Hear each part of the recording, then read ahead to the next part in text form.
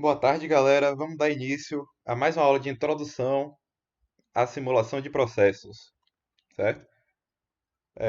E hoje nesse formato aí, gravado, porque minha internet não ajuda muito na estabilidade das videoconferências, então eu optei por estar gravando, certo?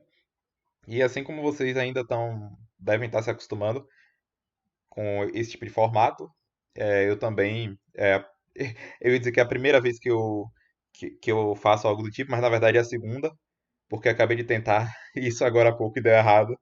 É, então, na verdade, estou agora refazendo. Então, o que a gente tiver que ir ajustando, a gente vai ajustando se o formato for mantido, certo? E aí, como é que vai ser hoje? Hoje, em vez de a gente estar trabalhando com processos maiores em si, como já foi o Flash, o vaso separador de Flash, né? Como vai ser ainda a coluna de destilação, a coluna de absorção.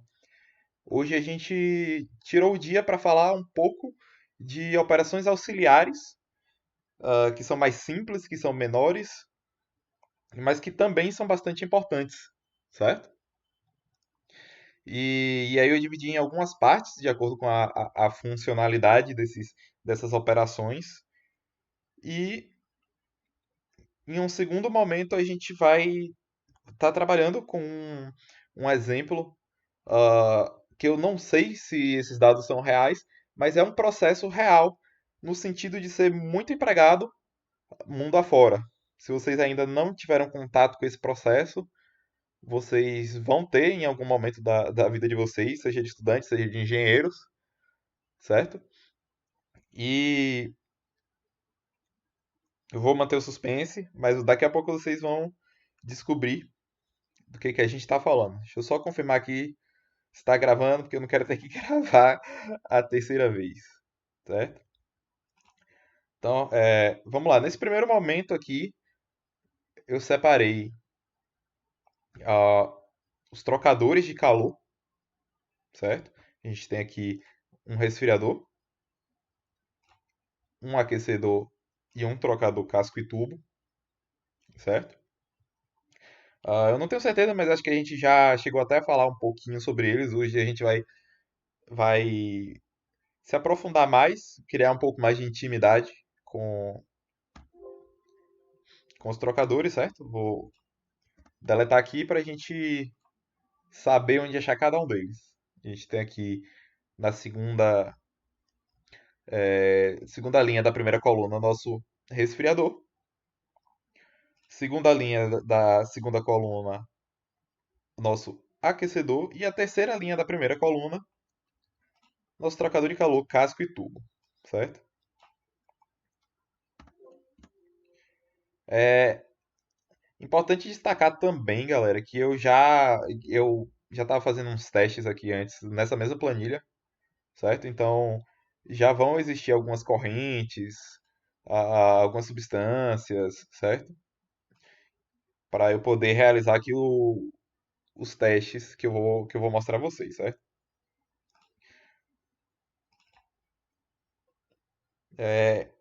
Aqui, como vocês podem ver, nosso resfriador, ele começa da mesma forma que os nossos outros módulos começam, certo? Vamos lembrar que módulo é cada um desses aparelhos, dessas operações, certo? Então, nosso resfriador começa da mesma forma que os outros módulos que a gente viu até aqui começam, com uma página de conexões, na qual a gente vai dizer para o nosso simulador como é o nosso processo, para a gente descrever fisicamente o nosso processo. O que que entra, o que que sai, onde sai, certo? Então, a gente tem que dizer aqui, estou entrando no nosso trocador com a corrente, entrada trocador. Estou saindo do nosso resfriador com a corrente, saída do trocador. E além disso, a gente tem que associar também uma corrente de energia. Porque mesmo que a gente não saiba qual é essa corrente, a gente tem que dizer que ela existe, certo? Você está fornecendo energia ou você está retirando energia do seu trocador. E isso tem que ser descrito para o simulador, certo?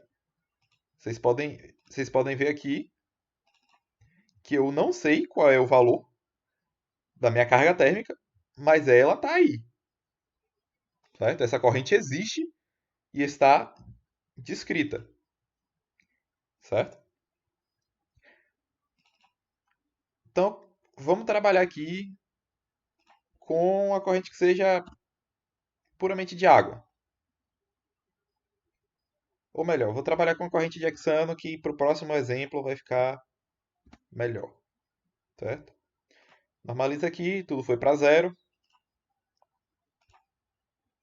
Vamos manter 25 graus Celsius, 1 atm e uma vazão molar de 100 para a gente manter aquela base percentual que facilita aí nossa análise, certo? Como é que a gente vai trabalhar aqui? Se vocês olharem aqui, vocês vão ver que nosso trocador não vai mudar nada das nossas condições de vazão. Então, o que eu especifiquei na corrente anterior, ele simplesmente mantém. Ele só vai estar trabalhando na nossa condição termodinâmica, certo? Temperatura e pressão. Através do quê? Das modificações de pressão que a gente vai ter provocadas pela perda de carga e pela carga térmica, certo? Se a gente especificar aqui um ΔP de zero, digamos, não há perda de carga, um caso ideal, ΔP de zero, certo? Você vai ver aqui que a pressão continua a mesma, certo? E aí a gente pode ou especificar a carga térmica,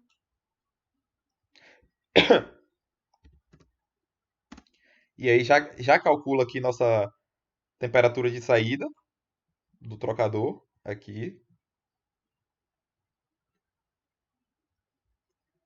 Ah, eu acho que eu dei pouca energia, porque ele praticamente não mudou de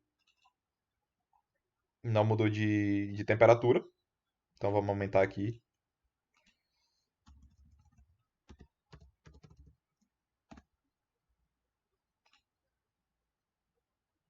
Pronto. Aí ele já mudou de temperatura aqui, certo? Já foi resfriado. Então, essa é uma forma de fazer. Eu sei qual é a minha carga térmica e quero descobrir qual vai ser a temperatura de saída, certo? Outra forma de fazer, eu não sei a minha carga térmica, mas eu sei que eu tenho uma corrente que entra a 25 graus e eu preciso de uma corrente que esteja a 50. Quanto de energia eu vou precisar retirar? Perdão. É, não pode ser 50 porque estamos resfriando o nosso fluido, certo? Então teria que ser menor que 50. Menor que 25, na verdade, né? Claro que se você botar aqui 50, ele vai calcular e vai te dar um calor negativo. Ou seja, na verdade você não está retirando, você está fornecendo calor.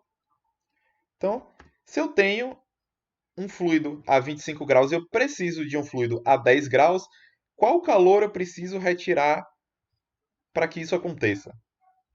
A gente bota aqui 10 graus. E aí ele me forneceu o calor necessário para isso, certo? Eu também posso fazer essas essas alterações em alguma das correntes aqui no worksheet, em vez de ir pela corrente individual como a gente costumeiramente vem fazendo, certo? Podemos ver aqui, mas aqui é outra abordagem. É claro que se a gente tem um trocador real, a gente tem que trabalhar com ΔP. Então, digamos, eu perco 50 kPa. Aí ele vai calcular aqui. E aí vocês podem até comparar aqui no worksheet, comparar a entrada e a saída. E teve esse resfriamento de 15 graus e tivemos a perda de pressão de 50 kPa, certo? De forma análoga, a gente tem a mesma coisa para o aquecedor. Na realidade, como vocês viram, a gente pode usar um resfriador como aquecedor. Só que o sentido do nosso calor vai estar mudando. Ao invés de a gente estar retirando calor, a gente vai estar fornecendo calor. Mas na prática, a forma que a gente vai proceder é a mesma. Seleciona nossa corrente de entrada, nossa corrente de saída. Lembrando sempre que temos que fornecer a corrente de energia, mesmo que a gente não saiba o valor dela, e definir os parâmetros do nosso trocador. Um ΔP. E aqui, como a gente já tinha calculado a especificação da nossa corrente de saída, ele já calcula a carga térmica. Novamente, como a gente acabou resfriando e isso aqui é um aquecedor, a gente tem aqui ó, um valor negativo. Mas se a gente vier aqui e aquecer, 80 graus, esse valor vai ficar positivo aqui em parâmetros, tá vendo? Então, na prática, o resfriador e o aquecedor, o que, que eles são? Eles são aquela continha que a gente viu desde o primeiro ano do ensino médio, aquela continha de calorimetria, que Q é igual a MC delta T, ou delta teta, a depender de como vocês viram. É essa continha que ele faz, certo? Ou seja, na prática, quando eu uso um aquecedor ou esse resfriador, nos interessa as condições da nossa entrada e da nossa saída, além da carga térmica que vai ser fornecida ou retirada, certo? Mas quando a gente realiza esse processo, essa entrada está trocando energia com alguma outra corrente, certo? Essa energia vem de algum lugar. Essa energia vai vir de uma utilidade. Provavelmente vapor da água, se você estiver resfriando, ou água, se você estiver aquecendo. Perdão, ao contrário. Se você estiver resfriando uma água, a temperatura mais baixa que a sua corrente, ou um vapor d'água, a temperatura mais alta, se você quiser aquecer a sua corrente. Mas caso as condições dessa utilidade não façam diferença para a minha simulação, não sejam de meu interesse, eu posso usar esses trocadores. No entanto, digamos que eu tenho um reservatório de água de resfriamento a 20 graus Celsius. E depois do meu resfriamento, eu não posso devolver para o meu tanque a mais do que 35 graus Celsius. E aí? Porque meu resfriador, ele não vai me dizer a condição da minha água, certo? Não vai dizer temperatura, não vai dizer pressão, nada disso me interessou naquele momento. Mas se eu precisar saber, aí é o momento de a gente usar o nosso trocador casco e tubo. Ah, não devia ter deletado a corrente, mas acontece. Enquanto eu reconfiguro aqui a corrente, vamos bater um papo rápido sobre o trocador casco e tubo. Vocês já viram, ou ainda vão ver, eu acho que vocês pegam no mesmo semestre, vocês pegam produção e transferência de calor, famoso PTC, e OP2. Então, quem não viu ainda vai ver agora, nesse semestre ou no próximo, ou até se formar, é certeza que vai ver, certo? Vai ver o que é um trocador casco e tubo.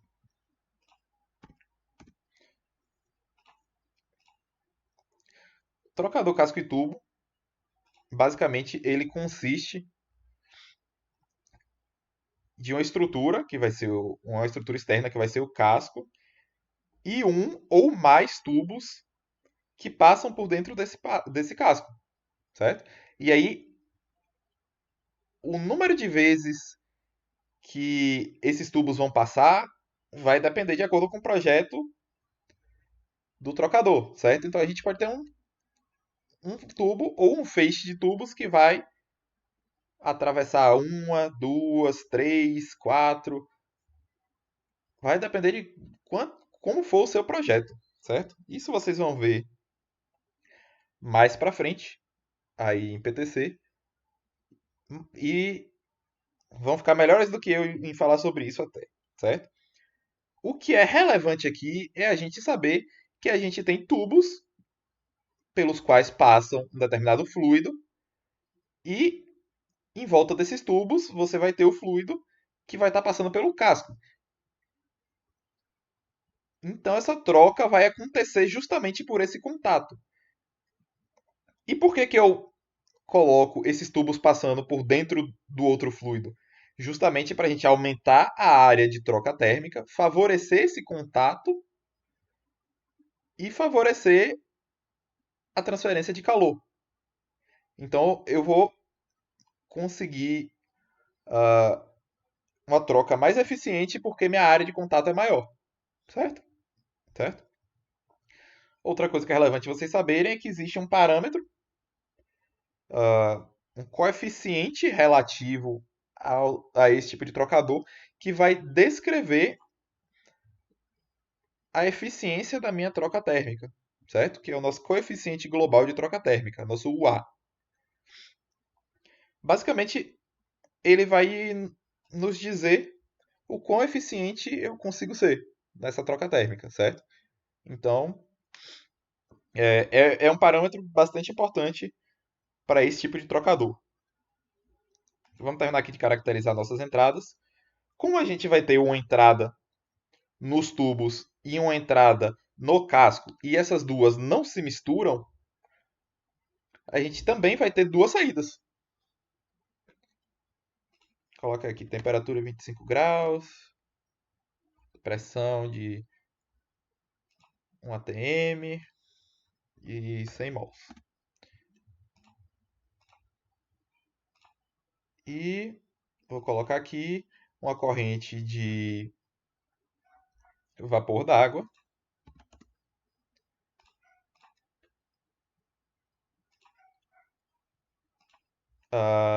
a 110 graus e 1 atm. Um vapor superaquecido, certo? Pronto. Então, novamente, a gente vai trabalhar como nos outros trocadores ou como nos outros todos os módulos que a gente viu, mostrando para ele o que entra e o que sai.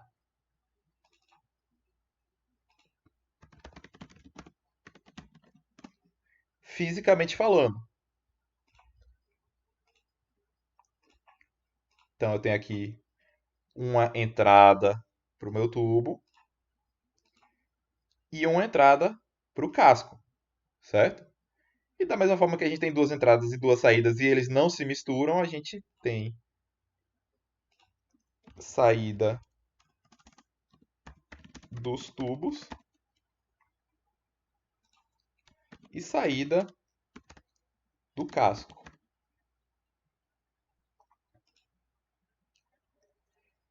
Mas o mero contato de duas correntes conhecidas não é o suficiente para a gente já determinar como vai ser essa troca, certo? Ainda mais porque, como eu disse, todos os parâmetros de quantos tubos vão ser, quantos passes cada tubo vai dar, tudo isso são parâmetros de projeto. Então, é algo que a gente vai ter que especificar, certo? E isso vai ser feito aqui em rating. Tá vendo? A gente tem aqui passes de tubo por casco, número de cascos em paralelo, certo? Então, é aqui que a gente especifica. Isso a gente vai ver no exemplo um pouquinho mais para frente e vai ficar um pouco melhor sedimentado. E além disso, a gente também vai ter a questão da perda de carga. Lembrem-se sempre daquela questão que a gente frequentemente aborda dos graus de liberdade, certo?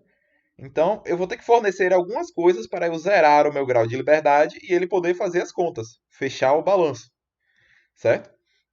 Então, se a gente fornecer aqui uh, 10 kPa de perda de carga,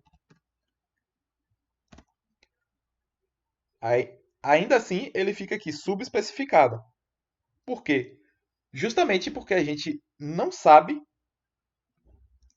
como vai acontecer essa troca térmica. Ou seja, eu tenho que dar uma temperatura de saída como variável, uma variável de projeto qualquer, e aí ele calcula aqui e converge. Uma outra alternativa é a gente definir esse coeficiente de troca térmica. Também já converge, como vocês podem ver, certo? Por que que isso é importante? Caso a gente esteja iniciando um projeto, ou até adaptando um projeto, a gente pode ter que eu preciso de uma corrente a uma determinada temperatura. Para que eu tenha essa corrente que eu preciso, seja para ir para um reator, seja para ir para uma destilação ou para outra unidade qualquer, para ter essa temperatura que eu preciso, como eu devo dimensionar o meu trocador casco e tubo? Digamos que seja 80 graus, então para essas condições eu precisaria que o meu trocador tivesse esse coeficiente global de troca térmica. E aí você vai fazer um projeto de trocador com este coeficiente. Por outro lado, eu também posso abordar de uma seguinte forma: em vez de eu precisar dessa corrente a essa temperatura, eu já tenho um trocador pronto. Sei lá, um trocador velho, ou um trocador que veio de outra planta que não estava sendo usado, ou sei lá, qualquer coisa do tipo. Esse trocador já está pronto, então o coeficiente dele é dele. Não vou mexer nisso, certo? Então, sei lá, já tenho aqui um coeficiente 3000. Ele faz com que eu consiga alcançar a temperatura que eu necessito. Vamos vir aqui no worksheet. Chegou só em 36, certo? Então eu não posso usar esse trocador na minha situação que eu preciso que chegue a 80, certo? São duas formas aí que a gente pode zerar os graus de liberdade do simulador e duas formas que a gente pode encarar um problema diferente, certo? Aí é bom a gente ter dados do processo mesmo, justamente porque às vezes quando a gente chuta um valor qualquer, ele pode encontrar alguma inconsistência, certo? Ah, então, basicamente, é isso que a gente vai ver sobre trocadores hoje. Mas a gente ainda vai ver vários outros módulos relativos a bombas, compressores, misturadores, certo? E isso fica para parte 2.